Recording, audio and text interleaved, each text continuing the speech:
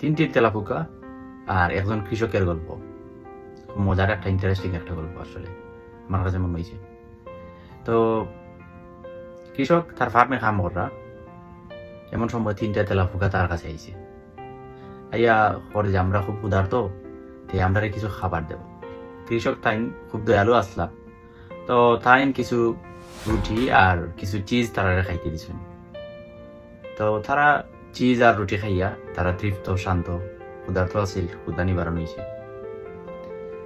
তো তারা দায়িত্ব গিয়ে এমন অবস্থায় কৃষককে কইলা যে তোমরা তো আমার কাছ থেকে চিজ খাইলাই রুটি খাইলাই, তে ইলা ভিক্ষা কইরা তো কোনো ফায়দা নাই, তোমরা ভিক্ষা তো তোমরা পেট ভরাইতো নাই, আজকে ফাইদায় কালকে খেউ দিত নাই, শরীর টাইম মতো খাইতে নাই, এরকম একটা অবস্থা হইব। কাজ করো তোমরা, আমার ফার্মও অনেক কাজ আছে, তোমরা চাইলেও কাজগুলা করতে পারো, বালা বেতন পাইবাই, খাবার পাইবাই, আমি সুরক্ষাও দিব তোমরা। তো তারা বালা বেতন, খাবার, সুরক্ষা এগুলা শুনিয়া তারা ভাবলো এটাই আমরা বড় একটা চান্স হইতে পারে, আমরা রাজি। কৃষক কইলাতে তোমরা কাজ কিতা জানো নি, কাজ কিতা আমরা খোকা।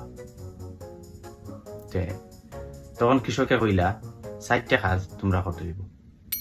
ফার্স্টের যে কাজ এটা হইল রসুনের খোসা ছাড়ানি, এদের বেতন হইল 5,000 টাকা। দ্বিতীয় যে কাজ একটু হইল কিতা যে খামার থেকে টিকটিকি তাড়ানো। 3 নম্বর যে কাজ একটু হইল খামারের যে মুরগি হল আছে, মুরগি হল খানির টাইম জানানো তারে, একটা হইল 3,000 টাকা বেতন। আর 4 নম্বর যে কাজ হইল একটু হইল ছাগলটা কিতা করা, আনন্দ দেওয়া, তারা লগে নাচা, এটা হইল 4 নম্বর কাজ। এটার বেতন হইল 2,500 টাকা। তারা তো খুশি যে এটা তো এগুলা তো তেমন কোনো কঠিন কাজ নাই, সিম্পল কাজ।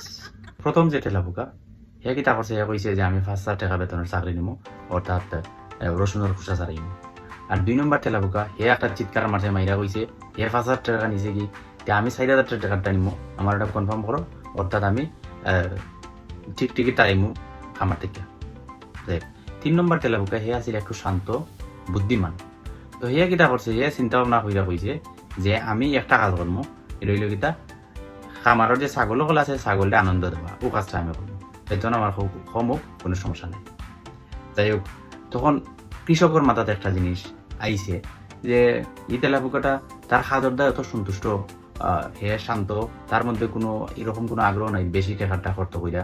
এটা চিন্তা কইরা কৃষক 3 নম্বর তেলাপোকারে জিজ্ঞেস করছে যে তুমি এই কাজটা কেন নিলা, কম বেতনের কাজ কেন নিলাই।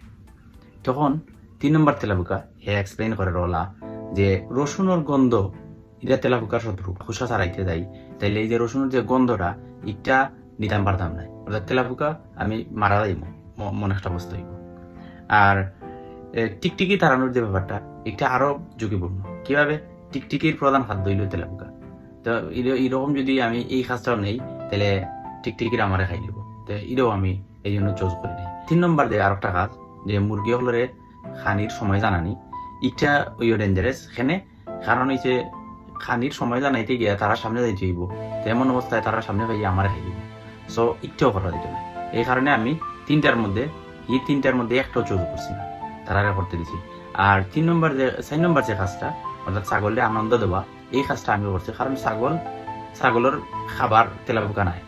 সো তেলাপোকা ওই আমি যদি ছাগলটা আনন্দ দেই, নাচ গান করি, তাই এটা তেমন কোনো প্রবলেম হইতো না, যার কারণে আমি 4 নম্বর যে কাজটা আনিছি। এই গল্পত প্রথম কয়েকদিন কাজ করার পরে পয়লা 2 তেলাপোকা মারা গেছে। এই গল্প থেকে আমরা কিতা শিক্ষা পাই যে কোনো কাজও জাফাইয়া পড়ার আগে বুঝতে হইব যে কাজটা আসলে কিতা, কাজটার ধরন কিতা, আমি এটা করতাম পারবো নি, আমার দ্বারা সম্ভব হইব নি, আমি লুব হইরা বেশি টাকার আশায় অথবা বেশি প্রাপ্তির আশায় আমি যদি এরকম একটা কাজ গ্রহণ করি যেটা আমার দায় ক্ষতিকারক, আমার প্রাণ নাশ হইতে পারে, এরকম কাজ আমরা করতাম না।